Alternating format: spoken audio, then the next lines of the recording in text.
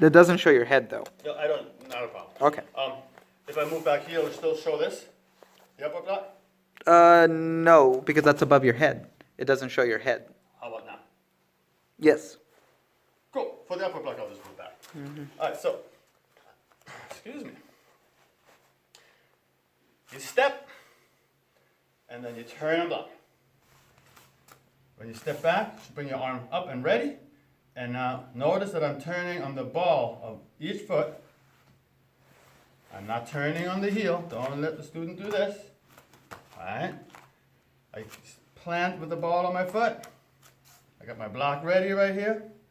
Now I turn into a stance. That's only about a 45-degree angle of a turn, and I block. All right. What you can do, especially with a young child, put him in a stance already.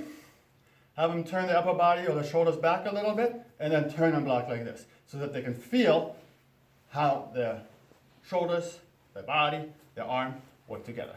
Okay? This is going to be a little bit more difficult with the extended outward block. I would recommend that first have them in a stance already and have them working on the turning of the arm. Notice the turning of the fist, which then drives the elbow across.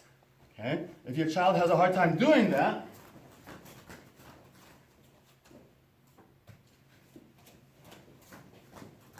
put a pencil or any stabbing object into the person's hand and tell them inward block stabs this way, and the extended outward block stabs in the opposite direction. And when you flip it over, you can see how the elbow then helps out. Okay? You can do both of these blocks. If you have two punching bags, you can do it against a right-left or a left-right punch combination. Be creative. All right?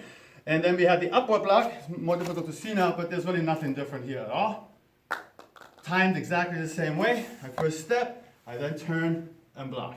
Don't work this arm, just work this arm. So 1, I have not turned my feet yet. 2, that's why I'm turning my feet. My belly button points in about a 45-degree angle at the most. All right, and the same thing with the downward block. See that?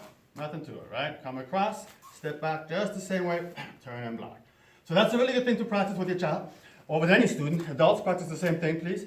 We are going to practice a whole lot of more strikes as well, but let's get started with something relatively simple and something that especially the parents of the beginning students, white belts, yellow belts, orange belts, these are the things that are the most likely, things to be sloppy on a student. That's the first thing we would always check. If you have, let's say, a yellow belt, we would check whether or not they actually are pivoting into their stance properly.